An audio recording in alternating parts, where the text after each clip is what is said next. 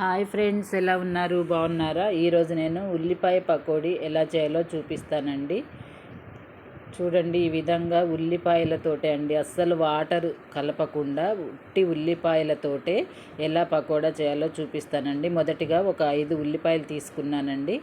తీసుకొని ఈ విధంగా పొట్టు తీసి మంచిగా కట్ చేయాలండి. పెద్ద పెద్దవిగా కట్ చేయాలి. ఇలా ఉల్లిపాయలన్నీ పెద్ద ముక్కలుగా కట్ చేయాలండి. ఇలా కట్ చేసి ఒక బౌల్లోకి తీసుకోవాలి. ఇప్పుడు ఇందులో ఒక స్పూను పసుపు అండి, కారం, సాల్ట్ మన టేస్ట్ తగ్గట్టు వేసుకోవచ్చండి. నేనైతే ఒక స్పూన్ కారం, ఒక స్పూన్ సాల్ట్, అలాగే ఒక స్పూన్ ధనియాల పొడి, ఒక స్పూన్ జీలకర్ర, ఒక స్పూన్ ఆయిల్ అండి మొత్తం ఇందులో వేసేసాను. ఇప్పుడు ఇదంతా మనము కలపాలండి, మంచిగా కలపాలి. కలపడం వలన ఉల్లిపాయల్లో ఉన్న వాటర్ అంతా బయటికి వస్తుందండి ఈ విధంగా. ఇప్పుడు కరివేపాకు కూడా వేసేయాలండి. కరివేపాకు వేయడం వలన మంచి ఫ్లేవర్ ఉంటుందండి, పకోడా చాలా బాగుంటుంది. అందుకే కరివేపాకు కూడా వేసాను. వేసి మంచిగా కలపాలండి. అందులో ఉన్న వాటర్ అంతా చక్కగా బయటకు వచ్చేంత వరకు కలపాలి. ఇప్పుడు ఇందులోకి 1 కప్పు శనగపిండి సరిపోతుందండి కరెక్ట్గా. ఈ 1 కప్పు శనగపిండి కొంచెం కొంచెం వేస్తూ కలపాలి.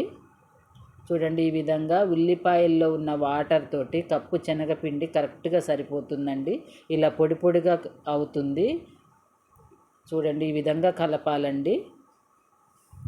ఇలా ఉంటేనే పకోడా బాగుంటుందండి. ఉల్లిపాయ పకోడా చాలా టేస్ట్గా ఉంటుంది ఇలా వేయడం వలన. అంతే అండి. ఇప్పుడు మనము స్టవ్ వెలిగించి ఒక కళాయి పెట్టాలండి. కళాయి పెట్టి అందులోకి సరిపోను ఆయిల్ వేయాలి.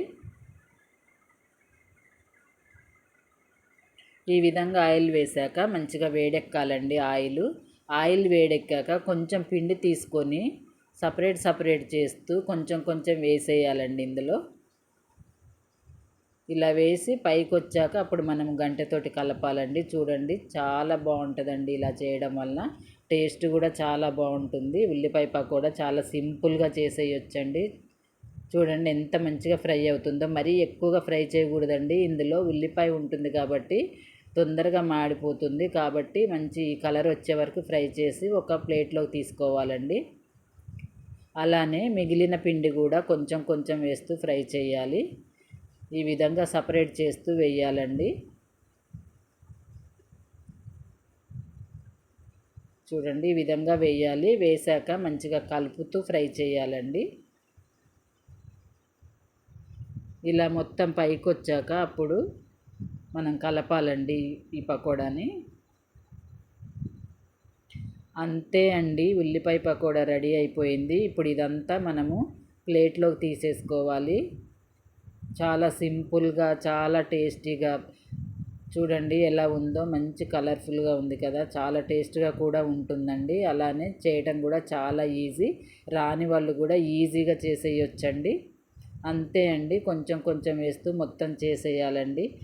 ఈ వీడియో నచ్చితే మాత్రం లైక్ చేయండి, మీ ఫ్రెండ్స్కి షేర్ చేయండి, నా ఛానల్ని సబ్స్క్రైబ్ చేయండి. చూడండి ఎలా ఉందో ఉల్లిపాయ పకోడా, చాలా బాగుంటుందండి. ఇప్పుడు ఇందులోకి కరివేపాకు కొంచెము ఆయిల్లో వేసి వెంటనే తీసేయాలి. తీసి ఈ కరివేపాకుతోటి గార్నిష్ చేస్తే చాలా చూడండి మంచి లుక్ ఉంటుంది.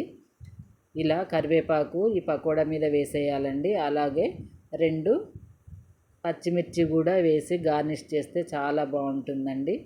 ఈ వీడియో నచ్చితే మాత్రం లైక్ చేయండి ఫ్రెండ్స్, షేర్ చేయండి, సబ్స్క్రైబ్ చేయండి.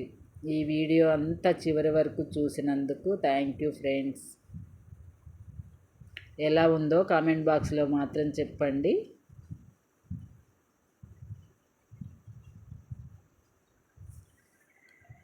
Thank you friends.